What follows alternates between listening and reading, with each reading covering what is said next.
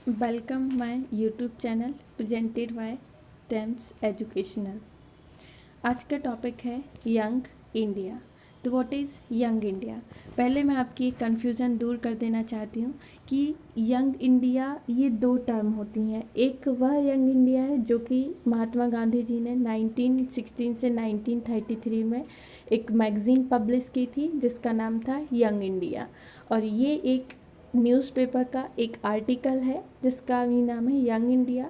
दोनों एक ही टाइप के विचार साझा करते हैं, जिनमें जो जनरेशन है उनको इम्प्रूव एक पॉजिटिव थिंकिंग के साथ आगे बढ़ाना, समाज को बदलना और देश को देश का विकास करना। ठीक है, तो what is young India? Young India is a term used to refer to the younger generation of India who are the future of the country. तो यंग इंडिया सिर्फ एक टर्म है जो कि यंग जो जनरेशन है, हमारी यूथ है, उनको रिप्रेजेंटेट करता है, जो कि जिन्हें हम क्या बोल सकते हैं, फ्यूचर ऑफ द कंट्री, जो कि हमारी कंट्री का क्या होते हैं, फ्यूचर होते हैं। They are accepted to be innovative, creative and responsible citizen who can contribute to the growth and development of the nation। जो आज की यूथ है उससे हम क्या एक्सपेक्ट करते हैं कि वो इनोवेटिव हो, क्रिएटिव हो, अपनी सिटीजन्स के प्रति रिस्पॉन्सिबल हो और अपने नेशन को एक ग्रोथ एंड डेवलप करने के लिए अपना पूरा कंट्रीब्यूट करे। ये आज की जो जनरेशन है, यंगर जनरेशन है, उससे हम क्या करते हैं, एक्सपेक्ट करते हैं। Purpose of young India. Purpose क्या है? पर्पस यंग इंडिया का क्या उनका पर्पस होना चाहिए या क्या उनका पर्पस होता है? Education, economy, environment, technology and society.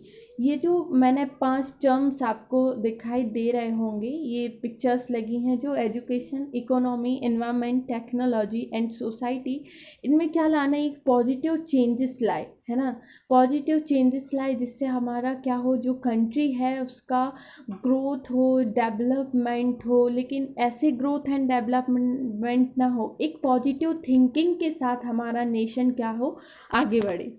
ठीक है, young India face many challenges. जो हमारी आज की जनरेशन है ना, उसके जब वो आगे बढ़ती है तो उसके लिए बहुत सारे ऐसे चैलेंजेस होते हैं जो उन्हें फेस करना होता है। फर्स्ट टाइम जैसे हम बोलते हैं कि पॉपुलेशन, आज जो भारत की पॉपुलेशन है वो ओवरऑल वर्ल्ड में सबसे ज़्यादा है ना, फर्स्ट नंबर पे हमारी जो भारत की पॉपुलेशन है। तो पॉपुलेशन के कारण क्या होता है कि unemployment, the condition of one who is capable of working actively seeking work but unable to find any work. Unemployment क्या होता है? बेरोज़गारी। आज के टाइम पे हम देखते हैं कि बहुत ज़्यादा बेरोज़गारी है।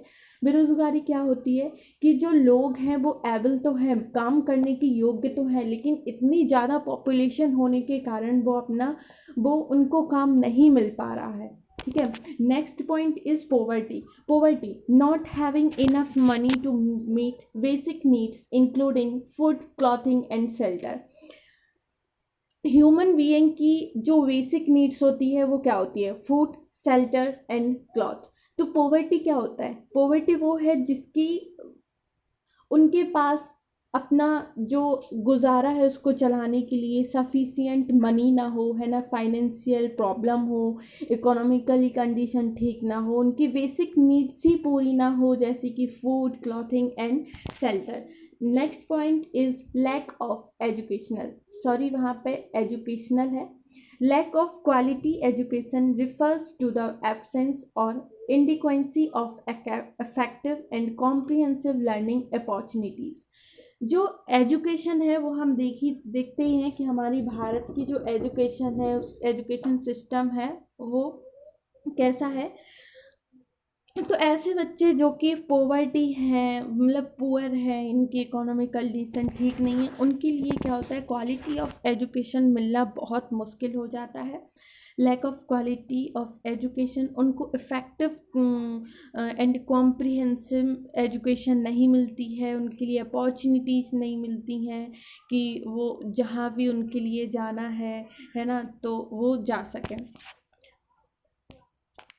Next slide is factor affecting young India.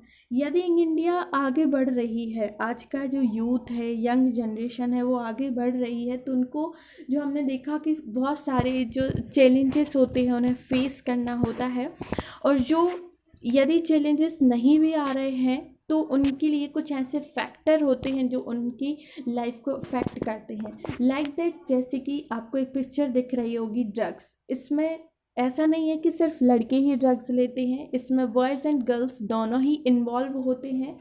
और पीयर प्रेशर के कारण, टेंशन के कारण या डिप्रेशन, एंजाइटी के कारण वो क्या लेते हैं, ड्रग्स लेते हैं, और कहीं ना कहीं यंग इंडिया पे इफ़ेक्ट करते हैं। Next is social media. Social एक बहुत अच्छा प्लेटफॉर्म है जहाँ पर लोग अपना पहचान बनाते हैं या फिर उससे पैसे कमाते हैं, लेकिन कहीं ना कहीं इनमें इसकी सोशल मीडिया की लत लग जाती है। नेक्स्ट इज़ क्या होता है, कंसंट्रेट, लैक ऑफ कंसंट्रेट। आज के टाइम पे इतना काम होता है, यूथ के लिए इतना काम होता है कि वो एक ही टाइम पे बहुत सारे काम करते हैं। एक टाइम पे वो एक काम करने के लिए पूरा कंसंट्रेट नहीं हो पाते हैं, किसी भी काम करने के लिए पूरा कंसंट्रेट नहीं लगा पाते, तो ना एक काम होता है, ना उन जो काम करते हैं वो उनका काम कैसा नहीं होता है, कंप्लीटली मीन्स क्या बोल सकते हैं कि पूरा एकदम प्योर तरीके से उनका रिजल्ट नहीं निकल पाता है। नेक्स्ट इज़ क्या होता है, ये होता है बॉडी शेमिंग। जो आपको पिक्चर दिख रही है वो क्या किसको रिप्रेजेंट करता है, बॉडी शेमिंग को। तो आपने बॉडी शेपिंग तो बहुत बार सुना होगा, ये टर्म है बॉडी शेमिंग। तो आजकल जो यंग जनरेशन है वो किसी भी इंसान की पर्सनालिटी को एक बॉडी शेमिंग के नज़रिए से देखता है। बॉडी शेमिंग मीन्स होता है कि सामने वाले को उसकी बॉडी पे, उसके जो कपड़े पहने हैं, उसके हेयर कलर, उसका बॉडी जो स्ट्रक्चर है उस पर क्या करना है, कमेंट करना, ये होता है किसके अंतर्गत आता है, बॉडी शेमिंग की। Let's come together to and domestic violence and abuse. तो जो डोमेस्टिक वायलेंस है वो मैन एंड वुमन दोनों के लिए होता है। तो कहीं ना कहीं ये जो डोमेस्टिक वायलेंस है वो भी आज की जो यूथ है, यंग जनरेशन है, उसको आगे बढ़ने के लिए क्या करती है, इफेक्ट करती है। And last one is gender equality. What is gender equality? हम यदि जेंडर इक्वालिटी की बात करते हैं तो हमारी माइंड में सिर्फ दो ही वर्ड्स आते हैं, एक मैन एंड वुमन, दोनों की इक्वालिटी की बात करते हैं। ट्रांसजेंडर का वहाँ हम कहीं भी जिक्र नहीं करते हैं।